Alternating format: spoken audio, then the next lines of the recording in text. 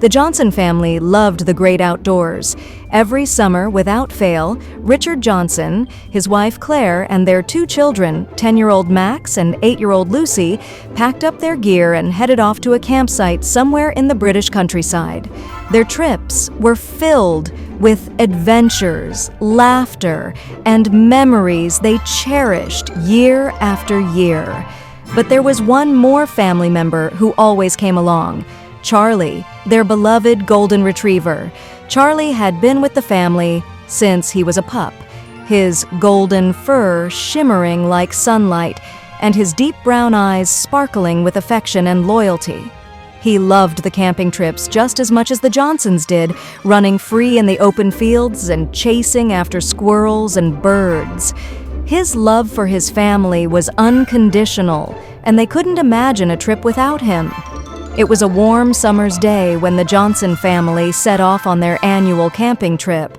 Richard, a tall man in his early 40s with graying hair, wore his usual outdoor gear: a checked flannel shirt, khaki trousers, and sturdy brown boots. Claire, always impeccably organized, was dressed in her favorite olive green jacket, jeans, and hiking boots. Her chestnut hair was tied up in a practical ponytail. Max, full of youthful energy, wore a bright red hoodie and shorts, while Lucy, with her blonde hair tied in braids, sported a pink rain jacket and leggings. Charlie sat in the back of their SUV, his head resting on Lucy's lap, content and excited for another adventure.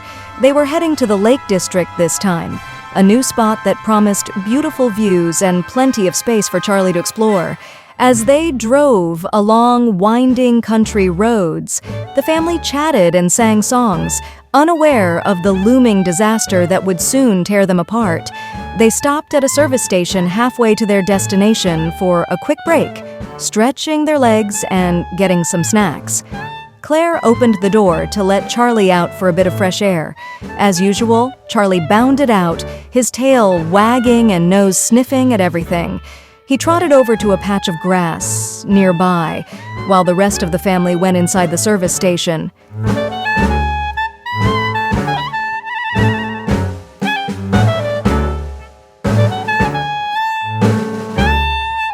And then it happened. A loud bang, the sound of a car backfiring, startled Charlie.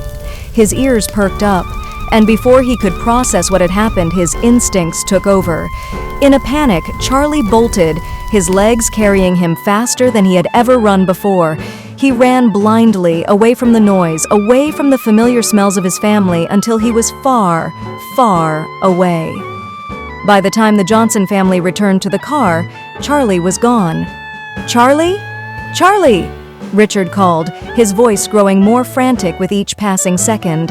Max and Lucy joined in, shouting for their dog as they searched the area. Claire's heart sank as she realized that something was terribly wrong. "Richard, he's gone! Where could he have run off to?" They searched the nearby fields, calling out Charlie's name until their voices were hoarse. But there was no sign of him. The panic began to set in as the sun started to dip below the horizon. "Maybe he'll find his way back," Claire suggested, trying to hold back her tears. But in her heart, she knew it wasn't that simple. Charlie was lost, and they had no idea where he had gone. Charlie ran until his legs could carry him no more. By the time he stopped, he was miles away from the service station. His heart was still racing, his breaths coming in short, desperate pants. The world around him was unfamiliar, no sign of Richard, Claire, Max, or Lucy. No familiar scents to guide him back home.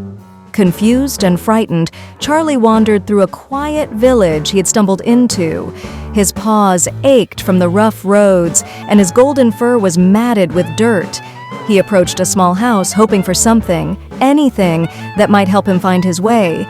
But the house was empty, its windows dark. The village was quiet, and Charlie was alone.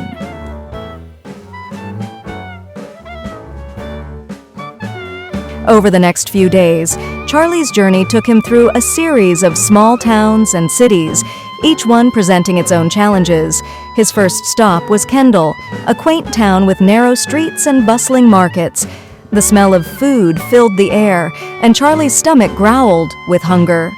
He wandered through the market, hoping to find some scraps, but the vendors shooed him away. He tried to follow the scent of fresh bread, but it led him nowhere. Exhausted and hungry, he curled up in a quiet corner of an alleyway, his body shivering as night fell.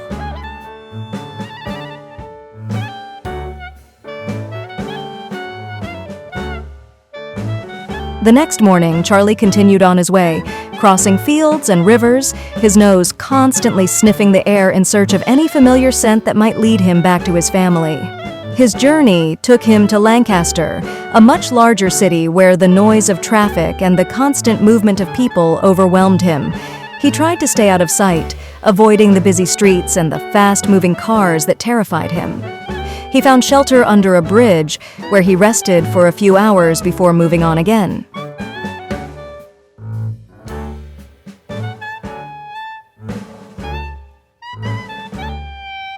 Charlie wandered through Preston next, a bustling city where he was nearly hit by a bus as he tried to cross a busy road. His heart pounded in his chest as he narrowly escaped the danger, his fur brushing against the tires of the bus as it sped past. People stared at him as he darted across the street, but no one stopped to help the lost dog.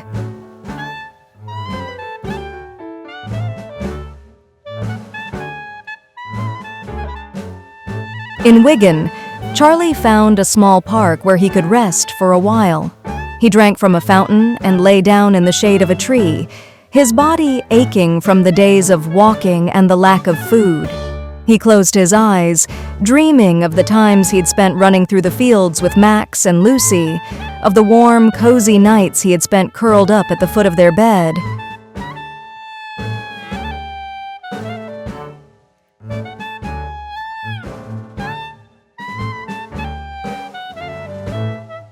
But when he woke, the dream was gone, and he was still lost.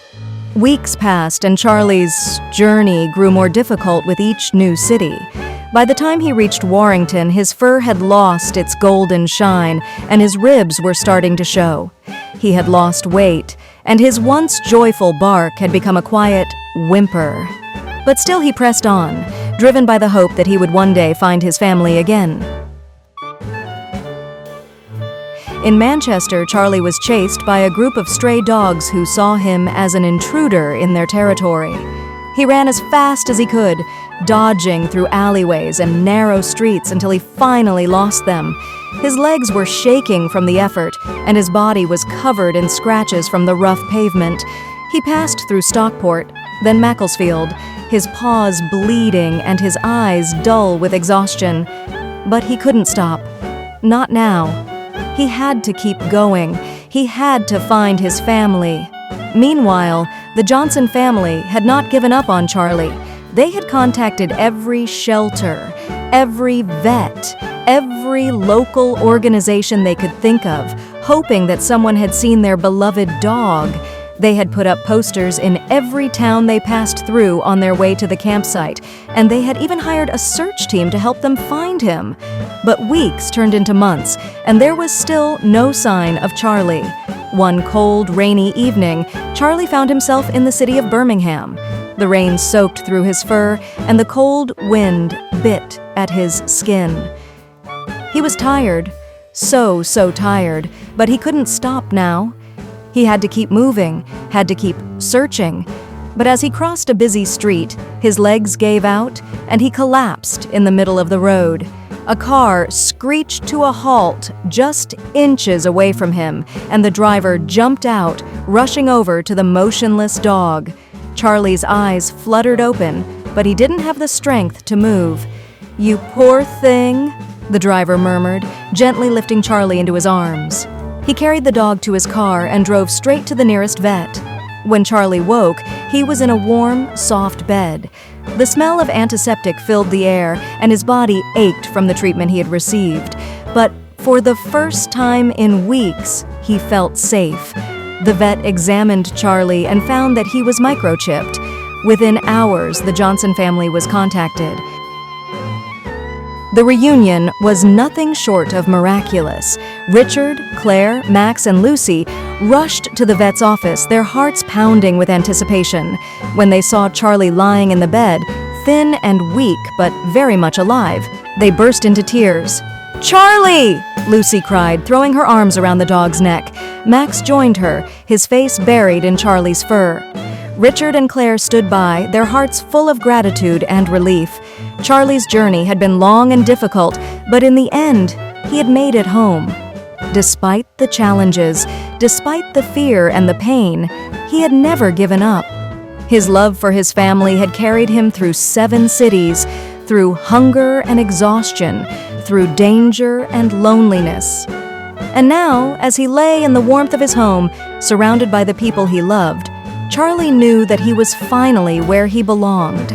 The Johnson family never let Charlie out of their sight again. They loved him more than ever, knowing that their brave, loyal dog had fought against all odds to find his way back to them. And Charlie, with his golden fur shining once more, wagged his tail contentedly, knowing that he was home.